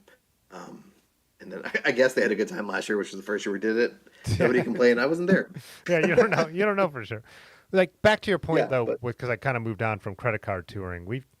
I think the first one I did with Aaron, I like arranged it for her birthday, and we just did the Gap Trail, not the CNO. So, and we okay. did Airbnbs, and we like spent the night in Pittsburgh, took the train, and then hit Airbnbs that were a little off the path, and it was awesome. And then a few years later, after we were already into bike packing, we did just like a Erie Canal. We did Buffalo to Rochester and back, and just again Airbnbs and stuff like it's it's a fun way to travel. Like the reason I I like camping is because, like you said, the flexibility and where you can stay. So if you're out Yeah, when we're in the middle of nowhere in Michigan, or when we were doing the Finger Lakes, staying at the state parks there, and also it saves you a ton of money to camp, yeah. obviously. So it makes the trip way And cheaper. sometimes you get to learn the history of a boring town. 8 or at 9. Nobody has. I haven't seen anyone call it out yet, but yeah. Yeah. So, anyways, credit card touring is a lot of fun. It's like your bike's light, you're fast, all you have is clothes. You know what I mean? Maybe some snacks. So, yeah, I'd like to try that sometime. I'm not good at climbing, so being really loaded really make it challenging. The nutmeg camp out, the 2 years I did that with that were really challenging. And also, disc trucker which was my main bike that I was using. And those was not a light bike by any means. And I'm not a light person. And I being it's strange. I forget if we've Zach talked about Olson this ever, but subscribed to the channel. there's a whole bunch of other people listening. There, being vegan, so I don't do down, yeah, really affects the packability and the weight of some of the more like ultralight gear. So you have to rely on more Apex stuff, which is not as simple. So I feel like it is still pretty challenging, even with the right gear and everything like that, to get everything in there. So I feel like I'd be very interested in trying it one time that is a little easier on the climbing, because those 2 times at Nutmeg, some of those climbs are yeah. hard for me to do, off and unloaded. So adding the loading was a rough day, And we to be also had a honest. brutal one up right at that nutmeg, up to the final campground, like up to then before we dropped down to the river valley. So right at the end of the day, Oh yeah, we were doing a brutal climb. I don't I don't know like what the I don't think he's in here tonight, but Dylan in Columbus, he's vegan too and doesn't use down, and his I think it's very modern, like it's like within the last year or two. His sleeping bag setup, because we went down Long Island after Nutmeg last year and we had a cold night, like not freezing, but like where you needed like a sleeping bag, not just a quilt. And he had stuff that was very, very packable. So again, I know you're already invested. I like to use what I already own. That's why I keep lugging my synthetic sleeping bag on cold nights. But he had stuff yeah, that was impressively packable for synthetic, and he said was pretty great to warm. know. So, yeah, you would have to ask him all that You're stuff. out, if But you're listening, my guy, send me a DM and tell me what you use. Like, curious to even at least just know what's out there. The yeah, Primaloft stuff and places down, Pudgy saying, yeah, there's that in Apex. It's Primaloft is good. It's not as from and I could be wrong, but from my experience, it tends to not be as well insulating as the Apex stuff, but it definitely packs down better. Um, but yeah, it's the cross we bear, us vegans. yeah. I only have one. I have a down quilt that I use in the summer, and I had no, not I didn't own anything down, and I walked. I think it was in REI, and so I'm like looking at this thing, and it's not like a camp specific one. It doesn't have straps or anything like that. It's basically a blanket. I say quilt, but it's no, it's totally a blanket. And I had no idea, and so I didn't realize this company I bought from, and I know I've heard you say that all down is bullshit, and that's I have not researched it well enough. But this brand was like one of the ones that it's only food waste, whatever. So like they said, they're Mhm. not the ones who are doing it, whatever. It's still being done. But and then it's also like all original art. And so like I bought this thing having no idea, and it's like $450 blanket because I bought the most premium down product you could buy. Like, you know what I mean? Like the most sustainable, like all the like the nylon is all like recycled and all that stuff. And I'm like, I'm glad that's what I have because it like I mean it is something to feel a little bit better about. Like, but at the Yeah, same time, it's like the most over the top piece of equipment I own. But it packs to this, and in the yeah. summer it leaves room for so much other stuff. So I'm an idiot, and when I switched over to Quilt and was going with enlightened equipment, which seemed like a safe choice. Everybody, they're pretty well established. All their like marketing materials were like, oh, packs down to the size of an Nalgene and all this stuff. Totally didn't realize that they were talking about the down version packs to an Nalgene. The Apex one packs down to the size of like a basketball, so it's actually really hard to get in. So other than that nutmeg one, I have not done bike packing with that. I'll usually bring. It's always been in the summer, so I'm able to bring the Rumple, which is way more packable. But it comes out in car camping quite a bit. Like gunks can get pretty cold, and this thing yeah. is a pretty warm setup. But yeah, it was a little disappointing that it was not as packable in my head as I thought it was, and really still made for a pretty challenging pack out for The only time that nutmeg that we were on together, um, that that was I must have spent hours and hours and hours packing, repacking, racking. We tried compression straps, tried everything I could, and all it would tend to do is like at some point it just had reached max much it would compress and it would just like round out, which isn't helpful either because Yeah. like I was kind of saying, you essentially have a basketball that you're now trying to squeeze in. Now you have all this like dead space and stuff like that. That gets hard to shove stuff in, and it just wasn't worth it. And even what they give you is like still, if you're not using the compression stuff, it's pretty beefy. It would take up most of a handlebar bag, I think. Um, so I was nervous about that wary of, nutmeg. of Yeah. your of the claims out there. That's my own fault for not paying attention enough to what they were telling me. Yeah. A rumple is what my quilt is, by the way. I couldn't think of the name, but it's a Yeah, they're rumple. great. So it was like definitely a Yeah, premium project. Yeah. So yeah, Pudgy yeah. mentioned The Nano Loft one is very packable in my experience, and is good down to like 60, 65 degree nights usually. If it yeah. drops below that, you can have. I always keep one of those Mylar blankets. I only had to bust it out one time, and it was not. I was never in danger of like freezing to death, but it was certainly like an uncomfortable night. So I was like going through everything I could think of to get warm, and I was like, I have that Mylar blanket, which acts on like it's a couple sheets of paper essentially. So I will usually just throw that in there just in case, or those are good things to have. Just if somebody, I don't know, they're a tool. But I don't know where I was going with that, but that's the bring the rumple and then throw that in there, and you're still way better than a big ass quilt, Yeah. and you're kind of covered if you have a unplanned cold night. You still got the Mylar thing to as an emergency, which they work. I got pretty sweaty after I busted that out. I I was just telling this story, but I think it was the second year we decided to do a Howdy Erie. I'm like, I don't need this big Mm-hmm. sleeping bag. It takes up so much space and it's way too warm in the summer. And I only brought a sleeping bag liner. And one night it dropped down to like 60, which is not cold. I think it might have been high 50s. Mm-hmm. But I'll tell you what, when you're just laying there and you're used to like summer temperatures, that's really goddamn cold to just be in a sleeping bag liner. Yeah, Those things.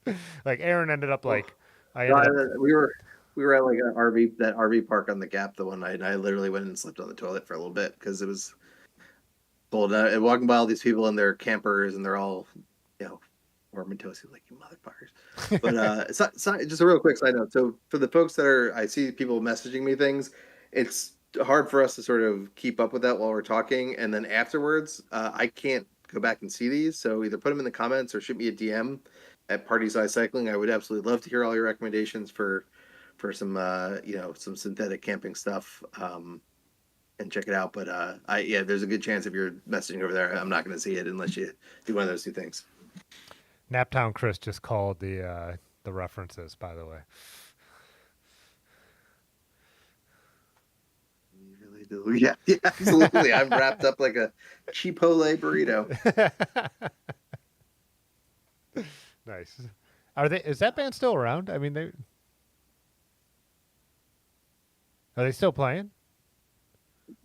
Yeah, they did a cover of that Post Malone, that country guy had that song I Had Some Help song that was like real big last summer. Yeah. Them and I think John from Goldfinger did a cover of that, and it was really fucking good. Hmm. So I don't know how active they are, but they're still eventually randomly putting some things out. I don't know. Let's see. I have their Spotify up. Um, how do I get to it? There we go. The last time they put a record out was 2024. Wow. Okay. Yeah. Put a record and an EP. So yeah, they're still two EPs and a couple singles. So yeah, they're still very active. It seems like. Huh. No idea. Yeah. Do we want to give it away? Yeah. Yeah. I think so. I mean, it's been called out. So. I've been using song titles from the Florida ska punk band Less Than Jake. I think I let it slip once or twice in there if you were paying attention. Yeah. I don't know. It came. I was thinking about our pre-conversation for some of this, and then the song "Tradition." That first one I mentioned, the tradition seems to stick like you, just like super glue. Yeah. Like for whatever reason, that song lyric popped in my head, and then I was like, I was went on a little Less Than Jake kick this past week, and then yeah, I was like, oh, this would kind of be fun. I don't know. I thought of a couple others, and I got to 9. I feel like that's pretty good for really. Yeah. That 107 one was a stretch. Yeah. No, I like I said, I think it worked because it was like people were probably thinking like, "What is that a thing?" But Michael Bennett said they're playing Buffalo next week, so yeah. There you Huh. go. Maybe I'll try to catch a Less Than Jake show here. I mean, I think the last time I saw him was like Warped Tour in like 2002. I was a big ska kid in high school, though. I will say I was not as big into metal then, and we had a really good local show place. That was I wouldn't call it a scene per se. It was just like it was a firehouse that had shows every other Friday, and they would like book like one touring or bigger band and then fill it in maybe like one bigger New Jersey band and then like high school bands for the rest. Like, and they had to sell tickets. They didn't have to, like, but they got to keep money for whatever tickets they sold. So Yeah, it I was like remember friends of those mine from things. high school and Yeah. stuff like that. So I thought yeah, but that was a lot of ska. There was a lot of ska at those shows, and that's so we just went every Friday, other Friday. Didn't really halftime didn't know who really the bands were. Eventually after they started doing loops and coming back around and stuff like that. But yeah, that was like a lot of where I cut my teeth on going to shows. yeah, see, I really Was liked the old punk. ska. Yeah, I really liked punk, and then like I thought I liked ska, but I knew like the Clash Mm, and like the Specials and stuff like that, like Two Tone.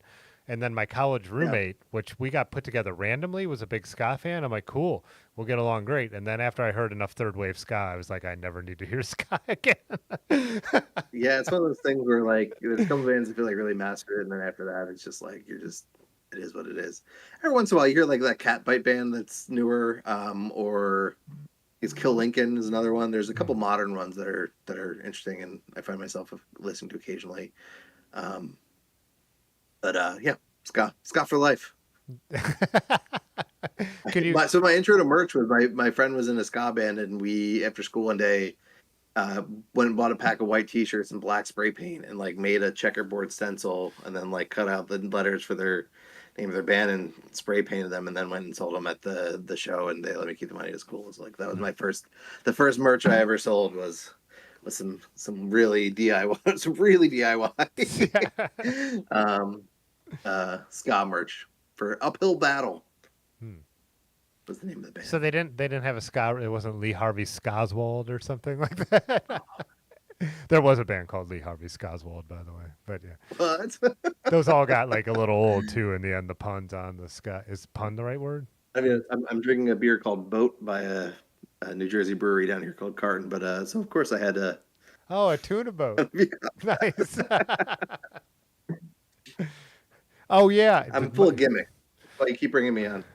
from my Michael Bennett got the reference. I didn't think many people did, but we passed through on the Finger Lakes, a town that apparently is called Skinny Atlas, because I still get these comments, but it looks like it's pronounced.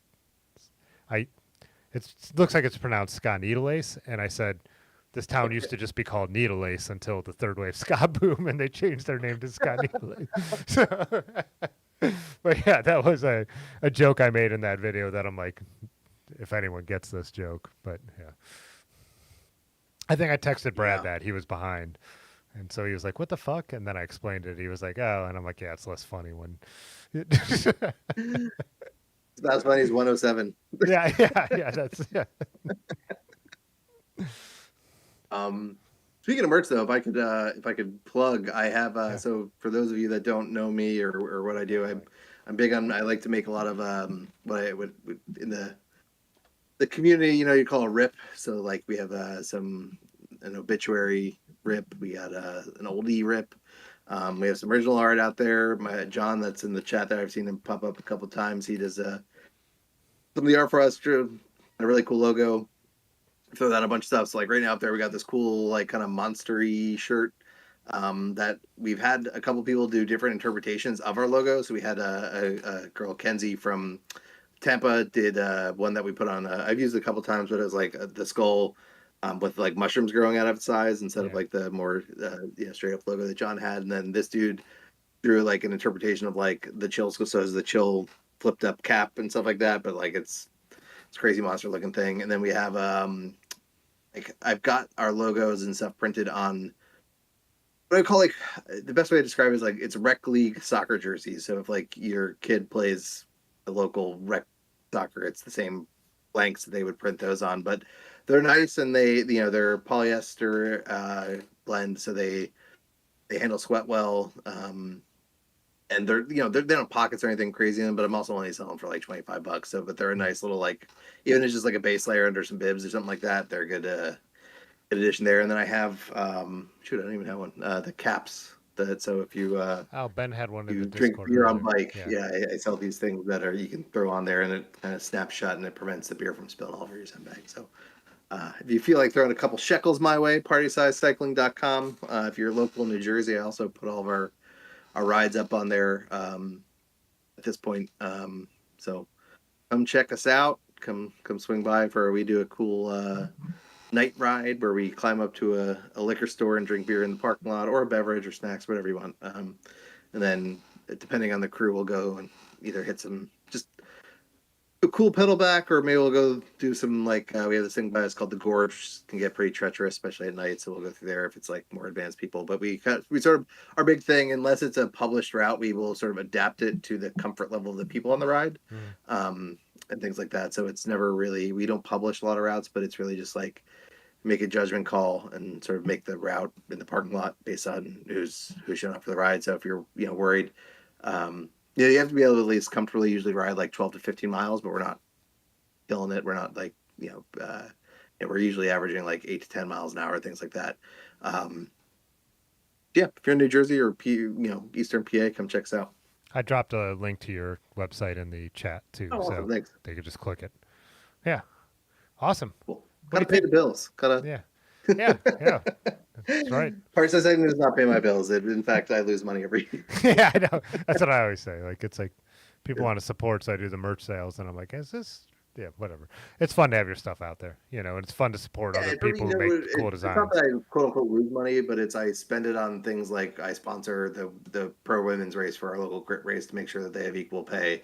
I help any friends that are doing cool things, so like Guns Not Dead, I'll sponsor that. Or there's a cross team that is the bike shop. I've talked to them a few times. Action Wheels. They were like really really cool people, really responsible for me even trying cross. Like their owner Scott was really big on like, hey, you should come check this thing out. It's really cool. It's chill. Try it.